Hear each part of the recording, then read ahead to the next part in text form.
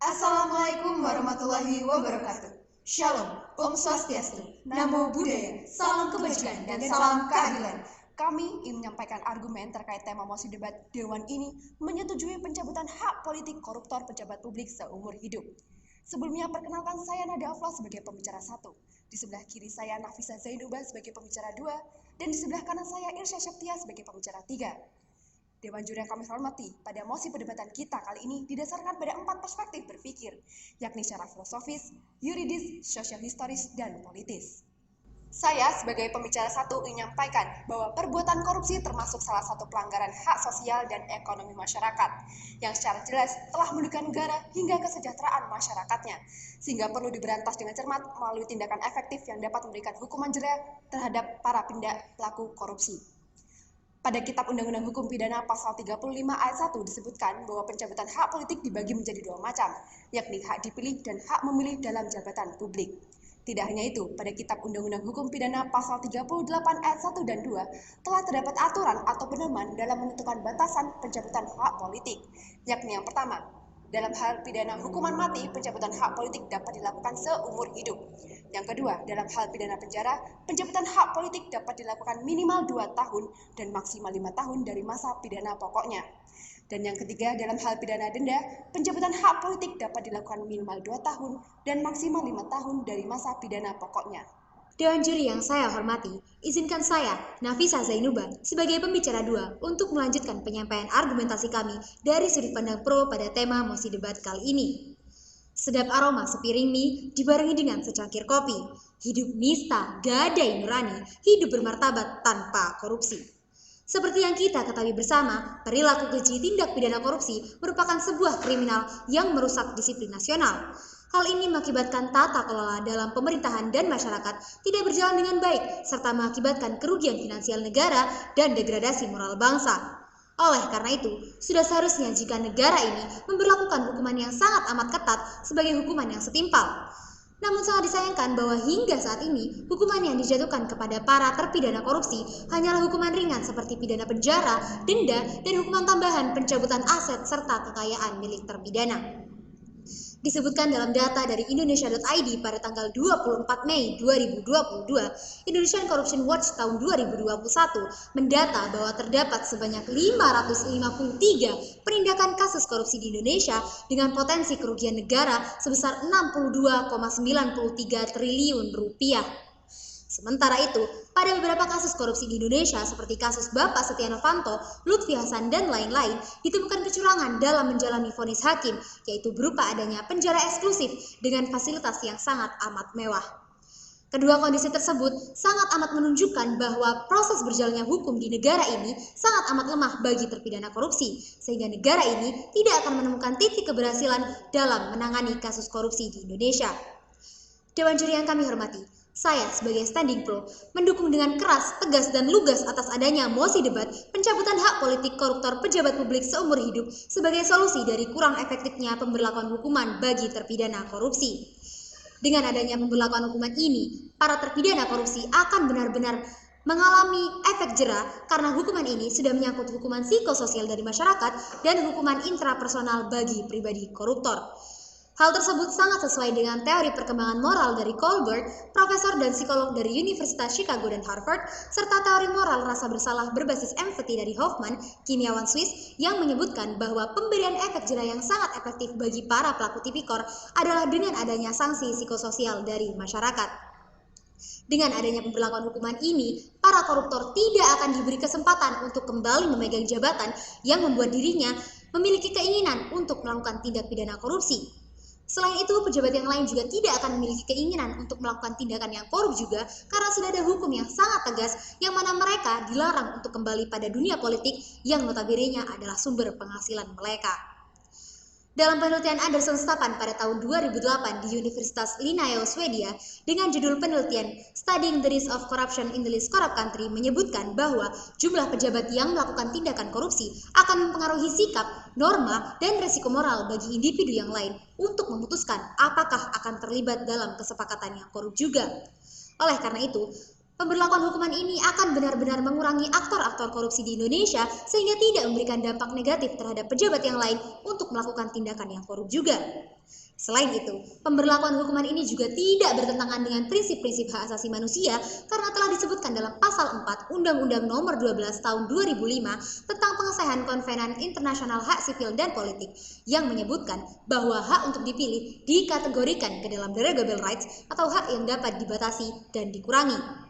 Oleh karena itu, bukanlah suatu hal yang ilegal bila negara ini menjatuhkan hukuman pencabutan hak politik seumur hidup bagi terpidana korupsi. Dewan juri yang saya hormati, dalam realita dan kenyataan yang ada, pencabutan hak politik sudah dibukukan dalam Kitab Undang-Undang Hukum Pidana pada pasal 35 dan 38 serta sudah berlaku semenjak tahun 2013.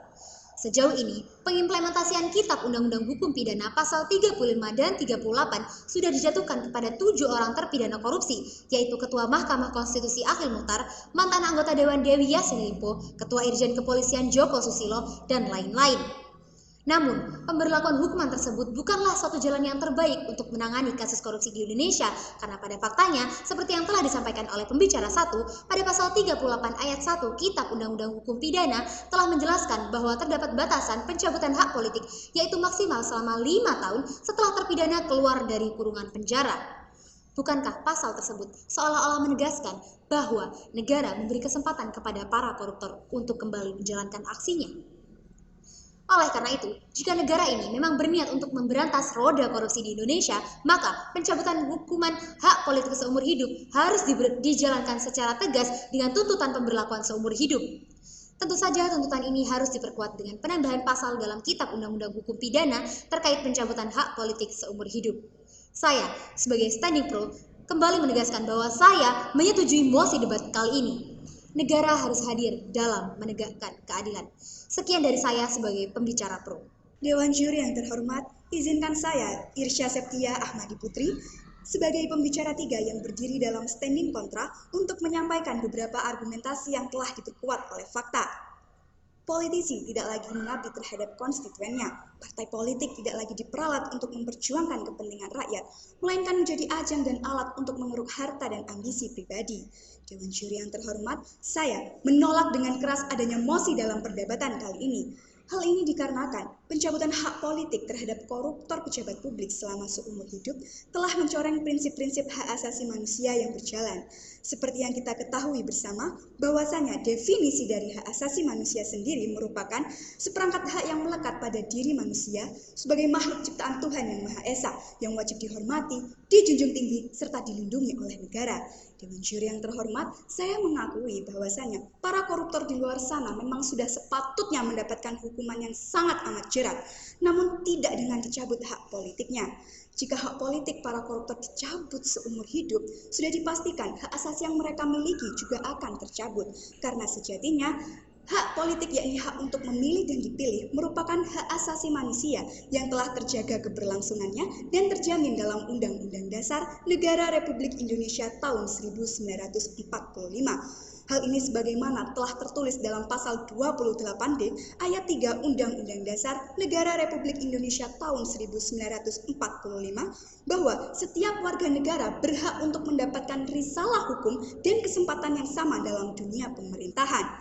Selain itu, hak politik yakni hak untuk memilih merupakan implementasi dari kebebasan berpendapat yang telah tertulis dalam pasal 28E ayat 3 Undang-Undang Dasar Negara Republik Indonesia tahun 1945. Sudah menjadi hak yang mendasar bagi seorang manusia untuk didengar pendapatnya. Jika hak politik tersebut dicabut, maka para koruptor akan mengalami tindakan diskriminasi di mana dalam pasal 281 ayat 1 Undang-Undang Dasar Negara Republik Indonesia tahun 1945 sendiri telah menyatakan bahwa Indonesia menolak dengan keras adanya perilaku atau tindakan diskriminatif. Oleh karena itu, Dewan Juri yang terhormat, sudah menjadi hak yang mendasar bagi para koruptor untuk mempertahankan hak politiknya tanpa terkecuali bagi seorang koruptor, karena mengingat para koruptor juga termasuk warga negara Indonesia. Oleh karena itu, para koruptor sudah memiliki hak yang sama dan hak untuk berpolitik untuk memperjuangkan atau menjadi salah satu sarana untuk mempertahankan hak berpendapatnya dan hak untuk tidak mendapatkan perilaku diskriminasi. Tidak hanya mencoreng prinsip hak asasi manusia saja, pencabutan hak politik terhadap koruptor pejabat publik seumur hidup telah melawan pasal 38 Kitab Undang-Undang Hukum Pidana yang berlaku. Dalam pasal 38 ayat 1 dan 2 Kitab Undang-Undang Hukum Pidana yang berisikan masa pencabutan hak politik bagi para koruptor sudah sangat menjelaskan bahwasanya pencabutan hak politik tidak dapat dilakukan secara permanen. Harus ada batasan seberapa lama hak tersebut akan dicabut. Dewan juri yang terhormat, jika pencabutan hak politik terhadap koruptor seumur hidup tetap diberlakukan, maka diperlukan adanya perubahan terhadap Kitab Undang-Undang Hukum Pidana yang berlaku.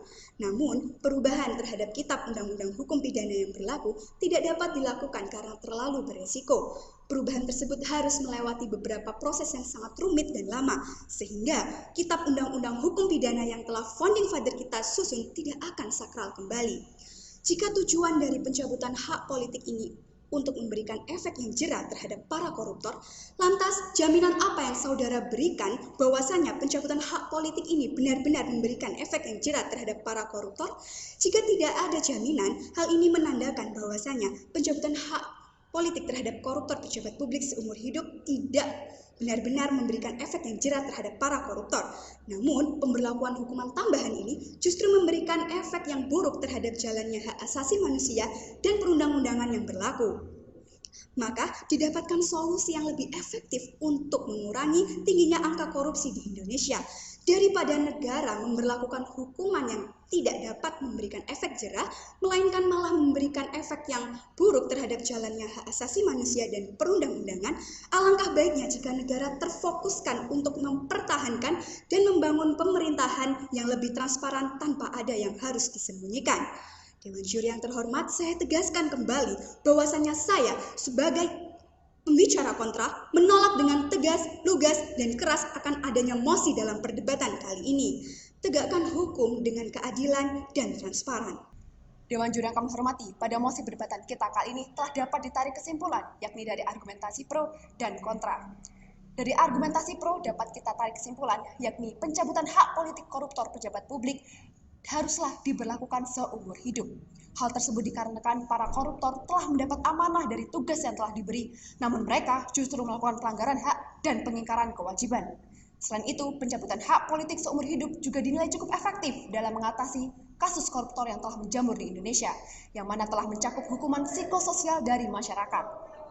Selain itu, dari argumentasi kontra juga dapat ditarik kesimpulan, yakni telah terdapat pedoman atau aturan yang menyatakan bahwa batasan pencabutan hak politik, yakni yang telah ditertuang dalam Kitab Undang-Undang Hukum Pidana pasal 38 ayat 1 dan 2, yakni maksimal 5 tahun dari masa pidana pokoknya khusus untuk pidana penjara dan pidana denda.